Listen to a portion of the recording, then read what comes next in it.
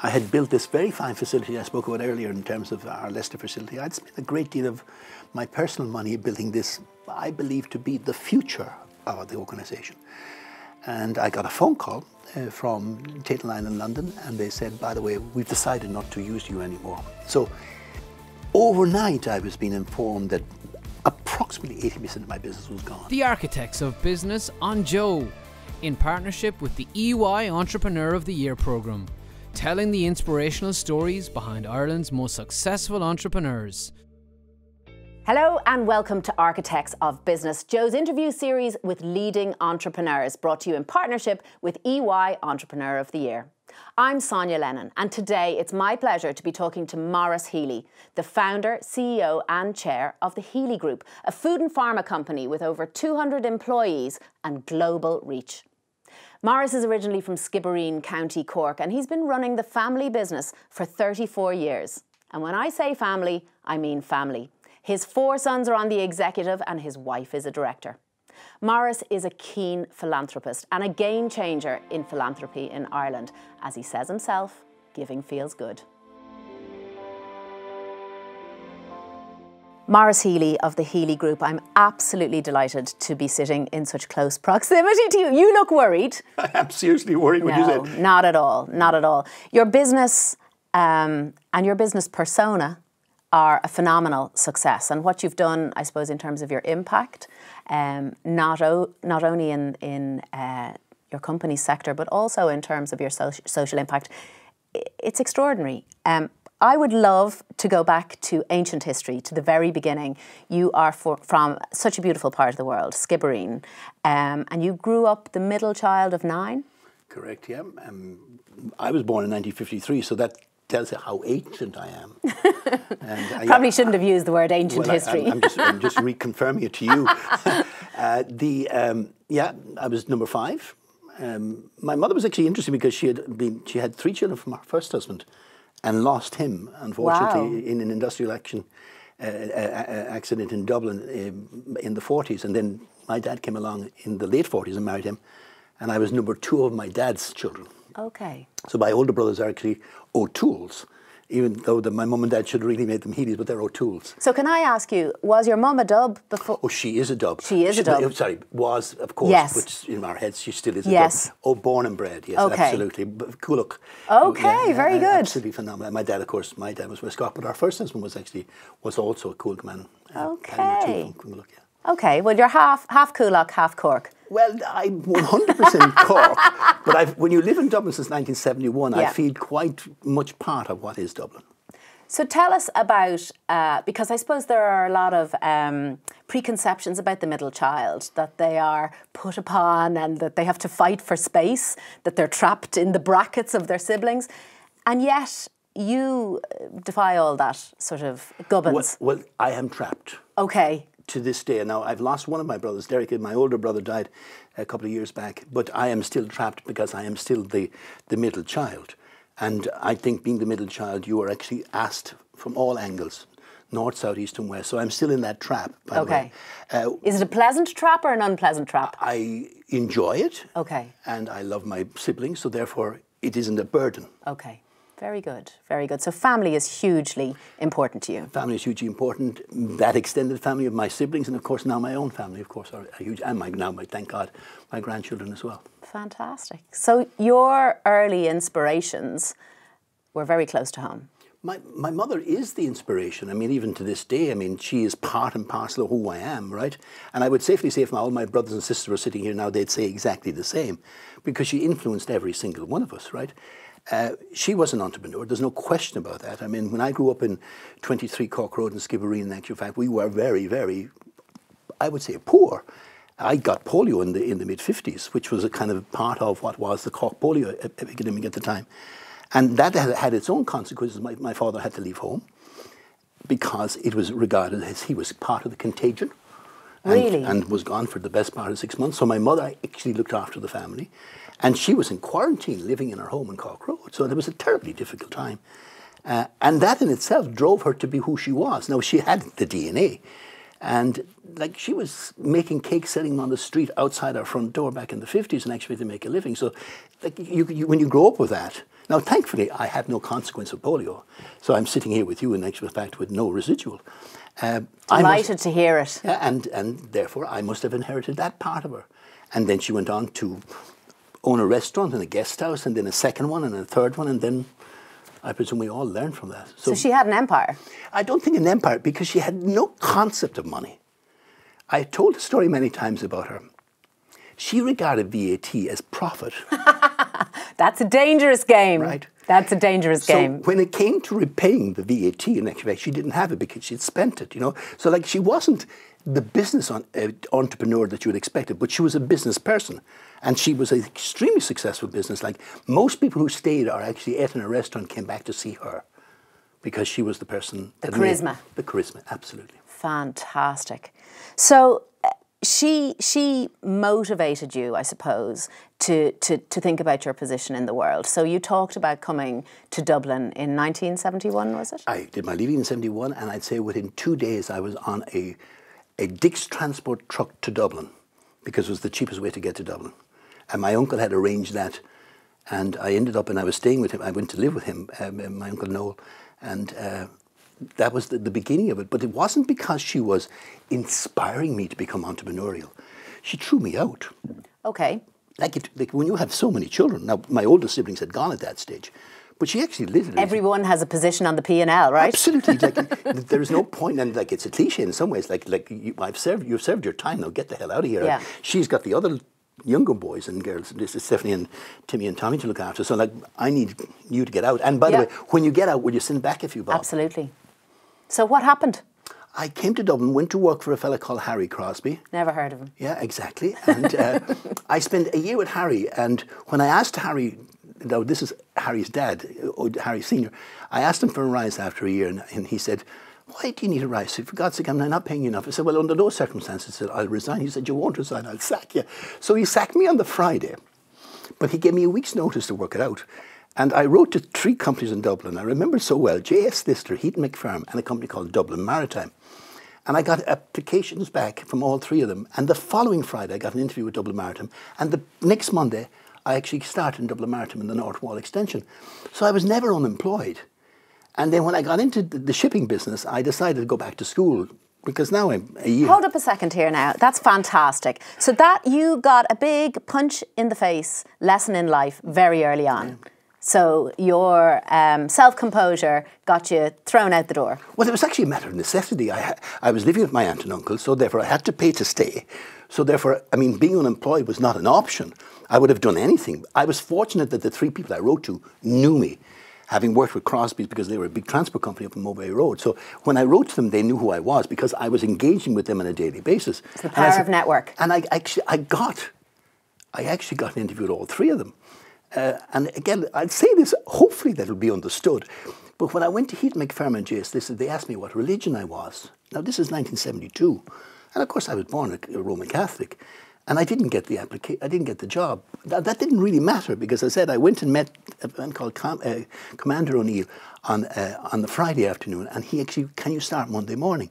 And I went down to the North Wall extension for Dublin Maritime as a runner, which meant that I actually carried the papers for clearing customs. Now, please God, we won't have to go back to that in Brexit. And my job was to fill in the forms to clear goods through customs. And I did that for a year. And then I went back to school and I studied chartered shipbroking. Fantastic. Yeah. So what was the next step after that then? A company called the National Chemical Company approached me in the mid-70s. Prior to I got married in 1975, and the girl who was the shipping manager at the time rang me up and she said, "I'm thinking of leaving. Would you like a job in this chemical company called National Chemical Company?" Thankfully, an extremely successful company to this day. And again, like that, I went and met the boss, Dennis, and he offered me the job.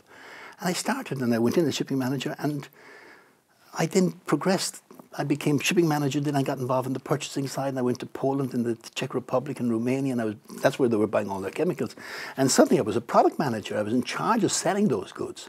That's how I migrated into the sales department. I mean, at one point in my life, by the way, when I worked in the shipping business, I wanted to be a union leader. I just wanted to look after people's welfare and make sure they got the right number of pounds in their pocket. You know? A leader? Well, leadership would possibly be defining it now, but in those days, in actual fact, I think I was a rebellion. An agitator. And so, looking back, I suppose, do you acknowledge that your personability was responsible for a lot of those moving parts as you were moving along? See, it's very easy to look back in hindsight. I have no concept of who I was at that time. I had no concept of my personality. Now, by the way, I fell in love, and thankfully to this day, I'm married to the same lady, so that must actually help a little bit, by the way. I was 11 stone, I was exactly the same height, now you can see how big I am. So therefore, I was a skinny. I can't see anything, your waistcoat is perfect. I was skinny, so therefore, I had no concept of that, by the way. I was ambitious because, first and foremost, I wanted to get married. We made that decision in 1974. We bought our house for £10 deposit from Brennan McGowan out in Kildamanagh. I remember being with a very good friend of mine, John Gillespie, and he brought me out to Kildamanagh. He'd owned a house in Walkinstown. He said, look at these houses, they're great out in Kildamanagh. And I went out and I loved it. Adelaide and myself loved it. Now, it was south side. We were living in the north side of the city. And she was from Artane. Adelaide was an Artane lady. And I borrowed the £10 to put down as the booking deposit. Now I'm in trouble because I came back to Adelaide's house, told her mum and dad I bought a house, and they asked me how was I going to pay for it. And I told them exactly what happened. And then I had to figure out, how am I going to figure out how to pay £7,295 was the value of the house. And I got a mortgage from Dublin County Council for £44.69 per month, right?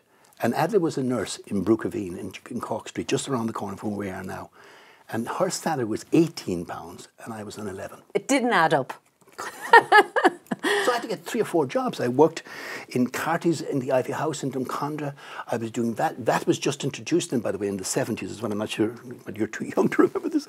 So we went from wholesaler turnover tax to VAT. So I set up a business with another friend of mine, Pat Burke, to actually do people's new VAT returns in order to make more income. So like they were all happening in the 70s. Amazing. Yeah. Even though, by your own admission, you're not particularly a numbers guy, you say. I wouldn't think so, but at the same, remember that it was important for me to own my own home. And to survive, I had to work and have several jobs. And then, like when Adelaide got pregnant a year later, of course, and by the way, when she got married, she had to give up her job as well. My mum the same. And thankfully, the system actually compensated her. 2 or 3 years later, we got a big lump sum of money because they backdated for the fact that she had lost her job. So all this is going on. You're in a position of domestic flux. Everything's looking rosy if you can just pay for it.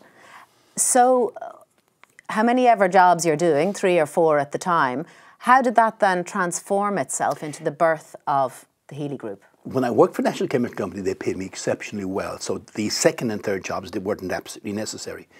And then the early 80s became quite troublesome. Again, the oil crisis had hit. The company was the Irish company of a British division, which I was working for in actual fact, was looking at several things. They had run into trouble with regard to the oil industry and what we would call the polymer industry.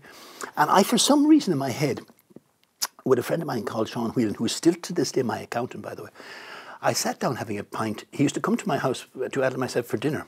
He was in articles at the time, and he said, why don't you think about setting your own? And we drew up a business plan. Never waste a good crisis. Back about 1984. And that became the template. And we had, Adam and myself had saved quite well. Again, this is 84 now, by the way. And we went to the bank manager with the idea out in Sutton, Stuart Flanagan, and he said, how much have you got? And I told him how much I got. And I said, how much do you need? And I told him how much you need. And he said, now, by the way, Adelaide, do you realise we need security? And the Family Protection Act had been introduced at that time. So that meant that Adelaide had to sign the house over as part of security, which of course would have been, Adelaide possibly didn't even understand, and I don't mean that disrespectfully to her, but she did it, thankfully. And that was the beginning of the story of the Healy Group, which started on the 1st of October 1985. What is the Healy Group? Wow. They described it, I think, as a confused, old-fashioned conglomerate. Who described it as that? Someone in the Irish Times. Oh, hilarious. We won't talk about who he is at the moment. But anyway, you founded it and you own it, so you better describe it. Well, it is a conglomerate of sorts. We don't see it as that. So it's quite divisionalized. So it's best to describe it in divisions. So essentially, the core of the Healy Group is food ingredients. And the progression over the last 30-odd years, in actual fact, we have acquired companies. We have a very strong connection with a company and I own a significant proportion of a company called Comida in Clonmel, which is a pharmaceutical company. So they do exactly the same as we do in the food ingredients business, except for the pharmaceutical sector. Okay. And then we have a chemical sector, even though that the company started off as the Healy Chemicals Ireland Limited. We have divisions now which are chemical, which are specialised in specific areas, particularly with regard to coatings or paints, to all intents and purposes. And then in China we have a health and nutrition division. We built a plant in Uganda to do chia seed production. And in the last couple And that is a social enterprise? It is a social enterprise, and it was set up with the intention of supporting farmers in Uganda. And that's another story, because I was involved and have been involved in Uganda for quite a number of years. And we're going to come back to that side of your story, which is fantastic. But I'm wondering, the early work, which was in the 70s and early 80s, quite an international workload that you had. You were moving around, you're going to Poland, you're going to the UK, you're going all over the place. Do you think that coloured your international expansion of Healy Group? Do you feel that was kind of a given for you? I wish I could say yes to that too, but I don't think so. However, there is obviously a subconscious part of everything you do. I've always enjoyed the idea of actually getting on a plane and travelling, right? So therefore, however, I would imagine that the expansion of the Healy Group came about because of actually the narrowness or maybe the size of the Irish opportunity.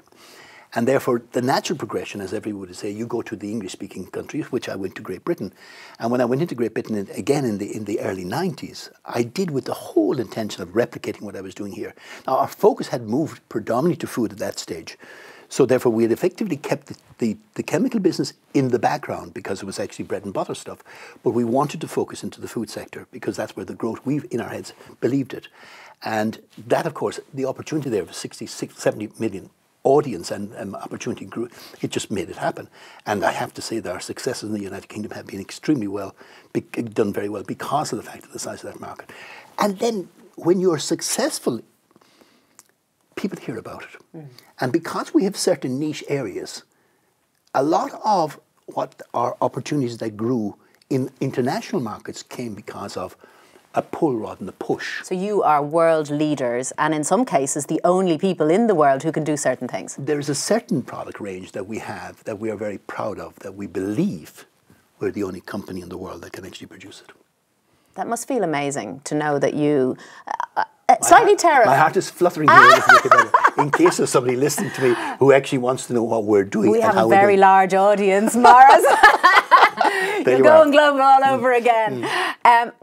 And I suppose I'm fascinated by that because the company that you founded versus the company that you're chairing today, they're two completely different things. Oh, absolutely, for God's sake. And by the way, the person that you're talking to is a changed person as well. I mean, the person that, if you met me in the same condition or the same kind of interview situation back in the 80s or even the 90s or even into the early noughties, I felt maybe a little bit arrogant at the time. Did you? Oh, absolutely. I can't imagine. I can't imagine. So I see myself as completely different in my personality now because I think I'm calmer, certainly significantly older. I think my priorities significantly changed. I don't have that propensity for personality about myself as I used to think I had in the past. So things have changed a lot. A mellowing of the ego. Well, everybody has an ego. Mm-hmm. I'm not certain if I actually believed I had, but of course I have. Mm. Whether I still have it to the same degree I had in the 70s and 80s and 90s, I think quite different. So you do work with family, which is notoriously nuanced and difficult at times. How does it play out with your four sons and what are their roles? Well, see, you should really start with them. Okay, are they here? I'll try and replicate in one sense their answer to everything. Each one of my children, David, Anthony, Garrett and Timothy, by the way, did not set out with the intention of ever becoming part of the business. And that was our desire, Adelaide and myself. What actually happened was they migrated into it. Like, Garrett came in first but left and went away. But Anthony came in because I was struggling with getting a financial manager who actually could give me the type of reporting that actually would make me feel comfortable. And when he came back, Anthony studied hotel management. He went on to become an accountant. And when he came into me one day, he said, like, I wouldn't mind working for you. Hold up there for a little second. What is the type of reporting? See, the thing about it is that when you rely on somebody else to tell you if you have or have not got money, and they don't always tell you the truth, you can never make the correct decision the following day if it happens to be a lie. I wanted transparency to a degree. I wanted always the truth. But I also always wanted the truth on time.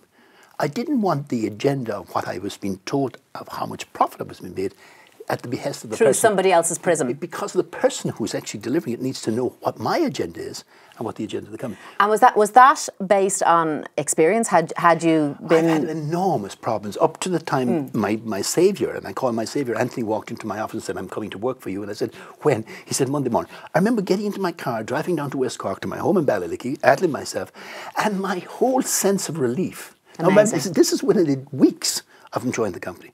I never worried to this day. What a great feeling. But exactly my point. And every other time prior to that, in the 15 or 18 or 20 years prior to that, when I had other people working for me as employees, I worried every single day. So Anthony is the money man. He's the bag man, yeah, absolutely. Excellent. And he allows you to sleep at night. He allows everyone to sleep at night. That's the problem, because I don't want him to have the burden of that responsibility. So therefore the other three, David and then Timmy and Gar, have to share the burden of managing the businesses. It's easy to count money when you're making money. Yeah. Go on. Next son. Well, David is the oldest. Yes. Right? David was born in 1977. He's a July boy. He's a nerd. He'll tell me if he ever sees this interview. He's an anorak. He's bound to see it, Maurice. Everyone's going to see it. No, he's just he lives literally up here in the South Sector Road, hundreds of yards from here, by the way, on his own with his dog. He's very content. He's a kind of a computer nerdy kind of individual, and gorgeous and handsome like his father, and he's just David, right? But like, he's the kind of sense and rock. He will never ever inspire how the business should be run, but his physical presence and his calmness in actually helps the others to remain calm. So what is his role? He is kind of IT, kind of information technology, social media, things that actually would drive the business in the direction the others don't know how to bring it. Interesting. And then Anthony steps in as the financial man. Yes. And then Gareth, of course, is the salesman. Like, he's the front of house, he's the maitre d'. And Tim possibly is me. Interesting. Yeah. What's that role in its new iteration? I think he does all the things that I would have done in my time when I was his age. He worries too much. He runs the divisions below the general core business. So that I've described, we say, the kind of the core activity above the line. There's a couple of things under the line that they're not under the line at all. So he runs the factory in Naas, which is making desserts for the supermarkets chains. And he was responsible for bringing that business. Oh, yeah, absolutely. I remember walking in the door when he walked in with the two girls who actually owned the business at the time, and they walked in the door, and they were Margaret and Celine. And I said, yeah, and they brought in the samples, and I said, oh, no, I'm not a dessert person. This is from Pints, by the way. Okay, good to know. And I said, these are fantastic, God. And then I got in my car, drove up into Chicore, and then I drove down to Enterprise Ireland. Before I knew it, I'd bought it. Can happen. Yeah. It can happen. 1 minute you wake up and you've one company, then you've two and three. With great credit to Timmy, he stepped up immediately and said that he would run it. Now, that's 4 years. Was he Chief Diversification Officer? Well, that was his job, because we set up an organisation called Greenline Capital with an investment fund with the idea of actually diversifying into areas that we were not active in, and he was the one who picked and chose. And like we own the Chili Shack range, which is a kind of a couple of burrito bars in Galway and Dublin, and a couple in the South Sector, North Sector Road, and so forth. We have investments in other little small restaurants and cookie company in Thomas Street and so forth. And we got involved in luxury title company in West Cork, and we've another couple of things in America as well. But they we call them peripheral stuff. But he runs all that. Yeah. But his primary function as the fourth son, in actual fact, is to look after the factory in Naas and do all the other things as well. And have eyes on the greater market. And that's a manufacturing site. Yeah. And even though we were in Chicore, and we closed that site because we didn't own it, and then we bought the Naas site, and that took about a year to get ready and prepared for it. We opened that in January of last year, and thank God and His Holy Mother, we've turned the corner, because it was a loss-making organisation. And that is primarily down to Timmy's endeavourment and Anthony managing the pound, shillings and pence. It's a well-oiled machine. Absolutely. That is such a joy to hear. And we're going to take a little break now. And when we come back, we're going to talk to you about philanthropy. Thank you. The Architects of Business on Joe, in partnership with the EY Entrepreneur of the Year programme. I'm dying to talk to you about this. The subject of philanthropy and social impact as part of who you are and part of the business that you run with your family. I know you speak very well on this subject and have very strong views. I know a little bit about the philanthropic landscape in Ireland.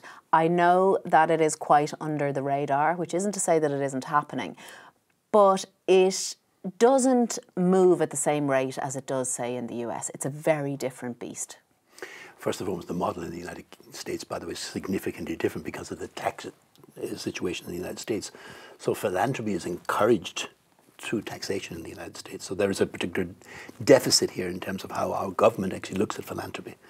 Thankfully, the Social Innovation Fund and several funds that have been set up in recent times as a consequence of the departure of both Atlantic Philanthropy and the One Foundation has actually driven government to think more laterally about the process of co-funding projects. So with the Social Innovation Fund, it's euro for business funding. The government will match that. Precisely. And that fund in actual fact in part comes from dormant accounts and so forth that was set up, well, if you remember, going back to previous ministers of finance. Yeah, philanthropy possibly is, I don't know whether in actual fact it's a concept of misunderstanding, because it has to be based on the principle that philanthropy is not about money. Money is an essential component part of it, but it's not about money. It's about passion. It's about sharing. It's about giving back. It's about believing that other people actually have to coexist with you. And that's happening everywhere. That's not, my mother was a philanthropist. She didn't know she was a philanthropist, because our engagement with our community, by the way, was always looking at the person who was actually less well off, because she came from that background, so she had to figure it out herself. So if we can figure that out, by the way, we can actually make it more aware. Believe it or not, the issue of philanthropy is changing dramatically because of our young people. So if you're talking to young people in colleges and schools and secondary and particularly into university, they see it, because now they understand it and they believe in it, and because it's part of what needs to happen. So, yes. And there's an increasing desire, I suppose, to find your purpose and your impact on those around you. Yeah, but see, it is the purpose and the impact that actually is going to change, right? So, like, we as a company, by the way, develop it on the principle that we have our headquarters in Tallaght. Our staff are from the Tallaght region. So it's philanthropic HR before you even do anything. Before you start. And then if we can engage with community efforts, whether it's a school project or whether it's to do with a men's shed or whether it's to do with a local community project, whatever the case may be, then we're giving back to that community. The consequence of that is multiplicable from our point of view, because our staff who live in the community are getting the benefit of what we're doing. They possibly are actually contributing to the choices. So therefore, it's a multiple. It's just a multiple. Look, you're speaking to the converted. I believe passionately in social entrepreneurs and exploits, and I've been that soldier and continue to be that soldier. And there's something, one of the organisations, Dress for Success, that I founded, which is a social enterprise, we often say that we're not sure who gets more out of it, the client or the volunteer, because everybody wins. And I know giving is good is one of your... Well, it's a strapline, but I mean, I'm sure I quite certainly didn't give giving is good, by the way, but the point is that at the end of the day, I feel good, my team feel good. I think in actual fact, it actually... I'm picking a point in time when I was 50, when that actually happened in a conscious way, that Adel and myself actually believed that we felt that we had enough in our lives in terms of personal wealth, and our children actually had got what we believe was an opportunity to make their own lives.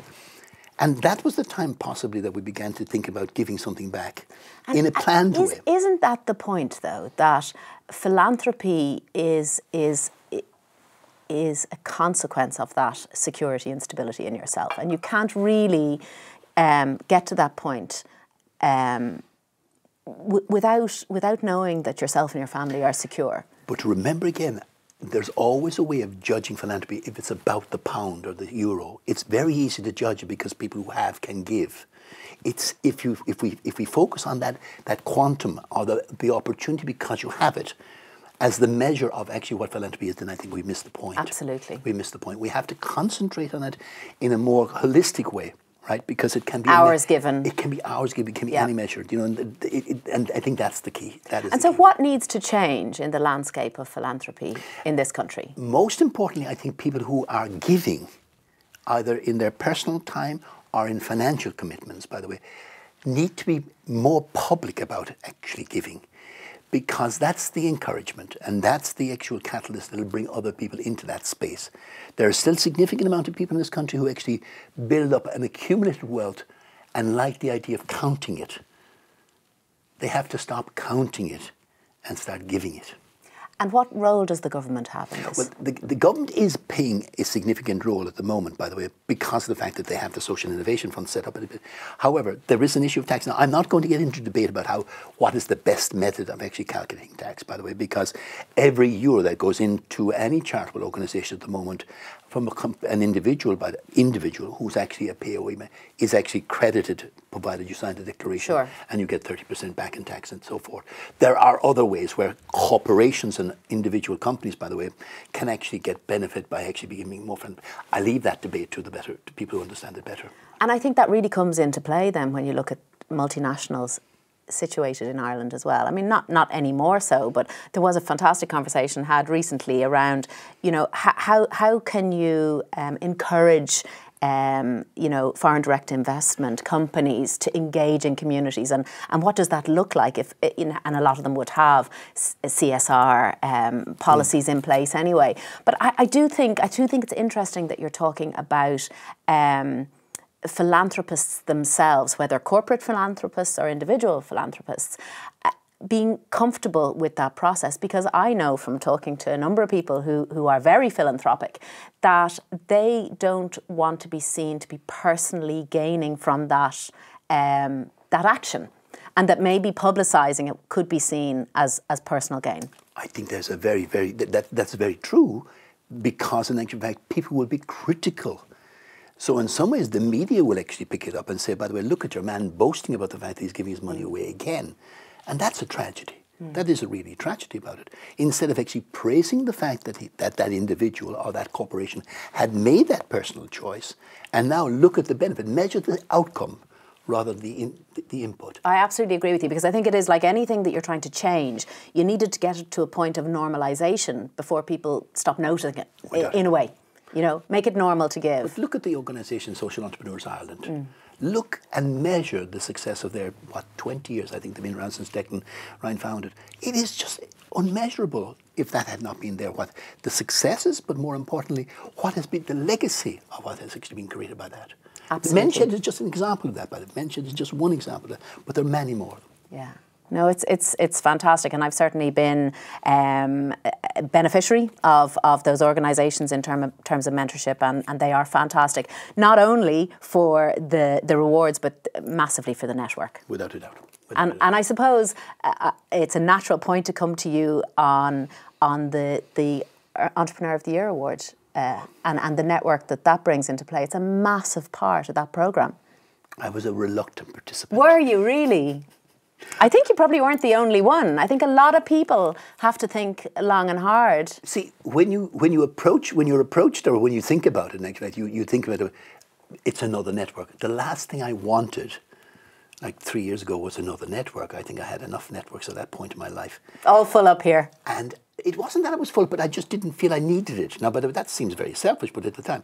And then when I got into the process, and particularly when I got engagement in the early stages before the actual the judging and the finals were announced, by the way, and having travelled to Boston, I felt this is a family I actually totally absorbed by, and I can safely say there's not a day in my life that I'm not engaged with that family or that alumni. It's just an extraordinary. I mean, literally before I came into this interview, I was reading stuff, and actually it was popping up, and people talking to each other, and that is, you cannot measure that.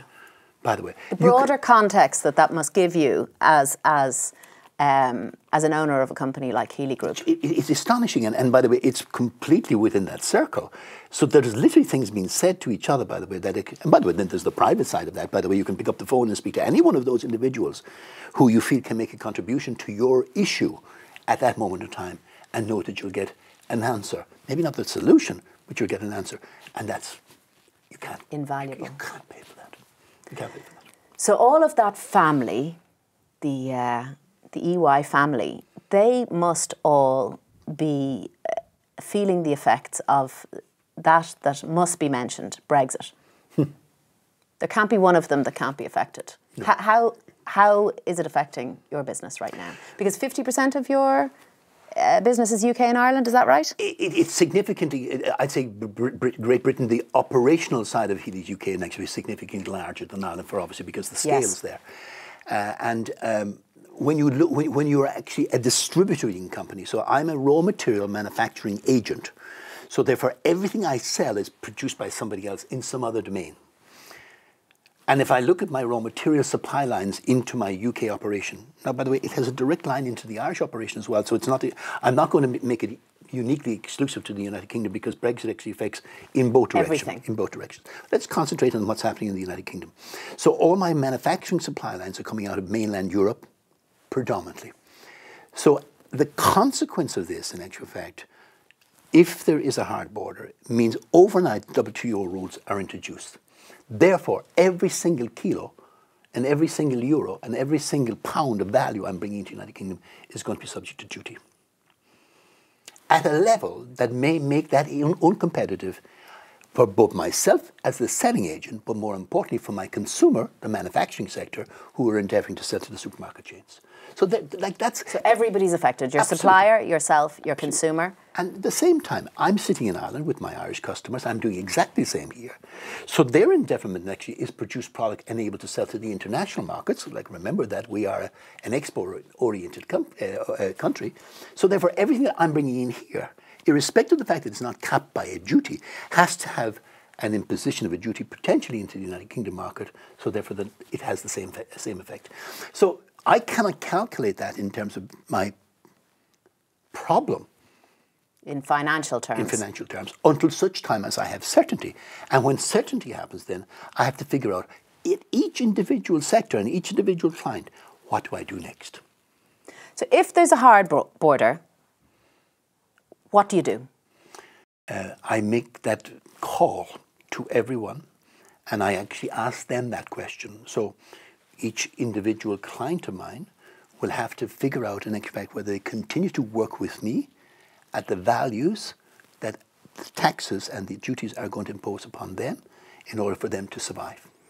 And then the knock-on effect of that is that there's a negotiation between them and my manufacturing sites in Europe who are producing the raw materials and whether they're prepared to see the British market as a continuing opportunity for them to sell into. And they could decide, without consulting with me, that that's not a market that's attractive anymore. And then the third part of this equation, unfortunately, is the consequence of a sterling weakening. Now, I heard this morning, I'm sure you did too, and most of the international news is that the ERSI were predicting in expect that we could go back to parity. Now, it doesn't take a genius, by the way, and you don't have to be a great sums man to figure out what the consequence of that for Irish export is going to be and what that consequence will be for me as an importer of raw material from Europe into the United Kingdom market. So with your facilities in the UK, what's happening right now? We have an innovation centre. So the centre of everything we do by way of innovation and creativity, by the way, is based in Leicestershire. So we have a very large facility on 3.5 acres there. It's essentially a blending facility. It is a warehousing facility. But in the heart of that, we have a theatre, which is a university theatre, which has a very large kitchens.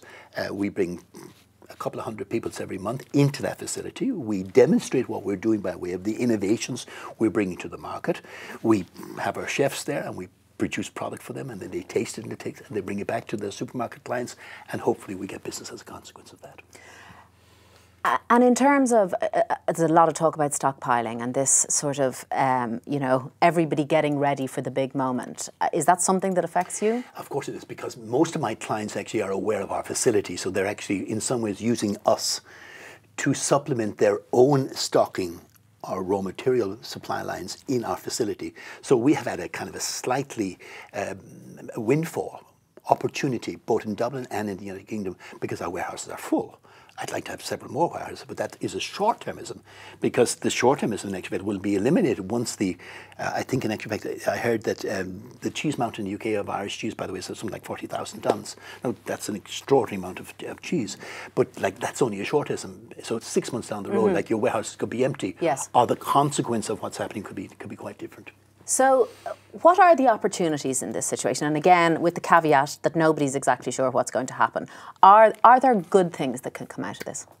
I would safely say that there are great opportunities for Irish companies to invest in British companies. First and foremost, this is the opposite caveat of what we talked about currency. If sterling depletes, then values actually decrease as a consequence of that. And there will be opportunities to pick up companies that could potentially add to the portfolio. And we are looking at that at the moment. So we would be looking at the things that would actually be synergistically in terms of product lines. So that's an opportunity. I'd safely say in actual fact that at the end of the day, the equilibrium of any market will actually happen over time. It's the initial shock that actually is the biggest problem. And that shock could last for up to 2 or 3 or 4 years. And that's the problem for me at the moment. And that is the hard Brexit that we're talking about. I don't believe it'll happen. Do you not? Not at all.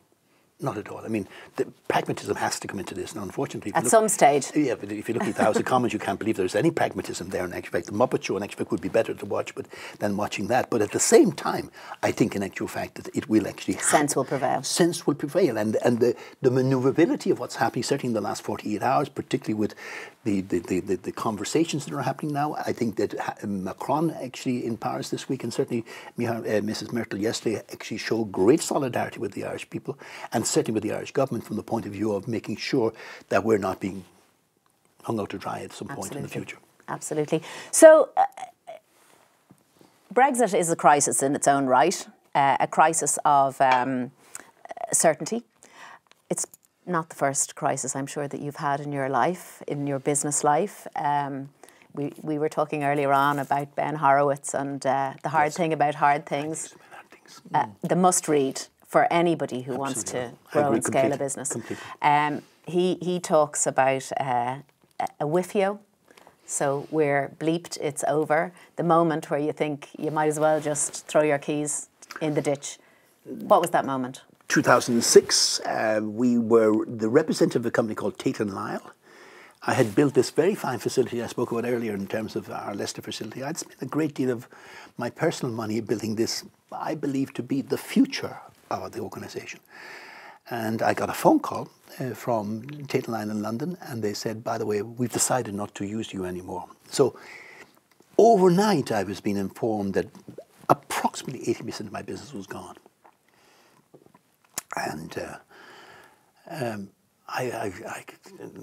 red wine became very important at that point. Any anaesthetic. It became the anaesthetic. And I genuinely didn't know what to do. Now, I was fortunate in one sense. I had a very good partner in Germany called Emsland, and they recognized that particular problem. And again, without their facilitation, I could not have survived. So they effectively bought half the company. Within 2 or 3 hours, 2 or 3 weeks in actual fact of that crisis, I had sold 50% of my company to them. And do they still own? They still do to this day. Okay. And a happy partnership. Exactly what I would have said, a happy partnership. And that was the greatest crisis, because the combination of that and then trying to replace that piece of business took several years, and lots of other things happened in that particular, which one crisis led to other crises. We took on things we should not have done. We brought in product into our facility we should never have handled. That consequences then had, and I remember working from 4 in the morning, literally till 12 at night, trying to get that solved. What was the one lesson then that you walked away with? The lesson was write it down and get it signed. I had no contract.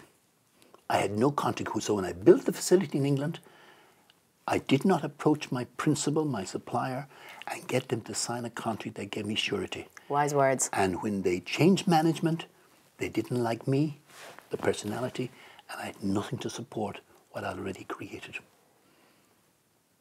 There you go. My God. That's the wisdom right there. Let's talk a little bit about the future. So I know from doing a little bit of reading about you that people are not shy of asking you to stand down and when you're ready to retire. You don't look like a man who is ready to take up pipe and slippers right now. What's the next 10 years look like?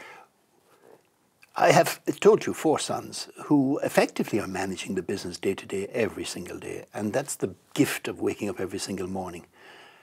I don't want to stop doing what I'm doing because the sense of enjoyment of going into my office or getting on a plane or visiting one of my sites or meeting the people who work with me and who work very closely with me gives me great satisfaction.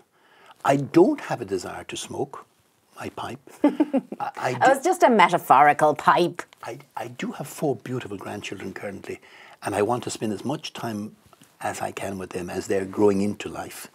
And that's the pleasure I want to take out. The rest of my life is actually having them around me and loving them and caring for them and giving them a little bit and spoiling them a little bit, by the way.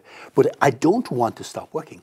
And I believe in actual fact that the day that I stop working is the day that I'm actually in a coffin. And that may be a cliche, but I genuinely want to work up to the moment that I have to go back to meet my parents. Can I ask you, why has Healy Group been a success? That is a huge question. I mean, a huge question to even try and contemplate an answer for. I would safely say that I had wonderful luck. And at one point I felt I couldn't do anything wrong. And things happened like the Midas touch that I could not have I could never replicate in a normal environment to this day. So a significant proportion of it was actually a great deal of luck. And luck then teaches you things.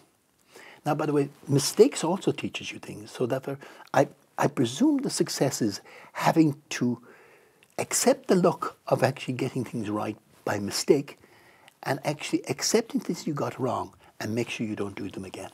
Sometimes your bad luck is your good luck. Exactly. Beautiful way of saying it. Maurice, it's been an absolute pleasure. I hope you'll come back another time and spend another hour making us happy. Pleasure.